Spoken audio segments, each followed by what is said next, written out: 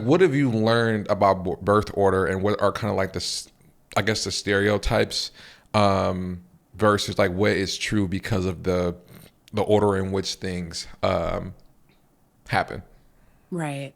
So, birth order theory pertains to, as what you just said, a family system where there is a eldest child, a middle child, and a youngest child. And so, what happens in birth order theory is the belief that one, the first child, is known to have this very significant role in the family because you made your child a parent.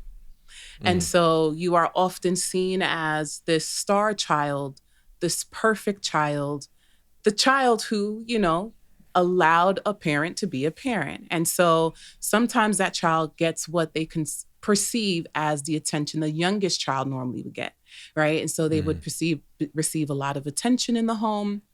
They would receive a lot of love, nourishment, and care.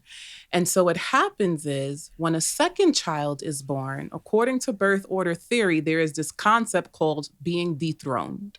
mm, And so when the second child is born, the belief is that the eldest child is now dethroned because the second child is now receiving all this attention, love, and care. And so now there's this strife and this competition for love because as the eldest child, especially depending on the age gap, that's very mm, important. mm, Depending on the age gap, I was here for maybe 3 years, 4 years, 5 years by myself. And I mm, always got attention. I always got this level of love and nourishment. I got my parent that wasn't so tired. Now my mm, parent has two kids. I'm with this tired mom and dad all the time. And I am mm, also finding myself sometimes in conflict with this second born child because I feel dethroned. And the reason why I feel dethroned is because I'm witnessing this child get adequate mm, attention and care that I used to receive. Now, when you have the third child, right? So if that ends up being your last child, there's a theory that it can actually go in two different directions. Sometimes this is the child that is nourished with love and care and a lot of attention to the point where they're perceived as very spoiled because within that family system, the parent knows I'm not having any more children. So I mm, have to love on this kid. I have to nourish this kid.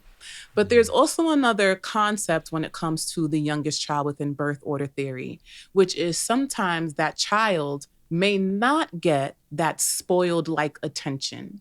And that might be because the parent might be drained from resources. They might be drained emotionally. They might be burnt out. And so they actually are not giving the youngest child the adequate amount of care that the first and middle child received.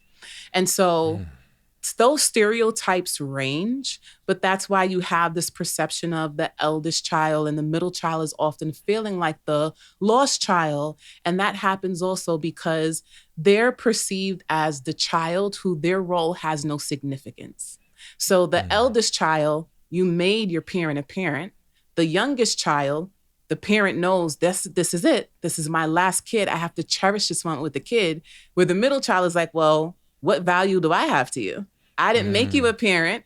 I'm not your last child. So, what is my role in the family? And that's often why the middle child might feel lost.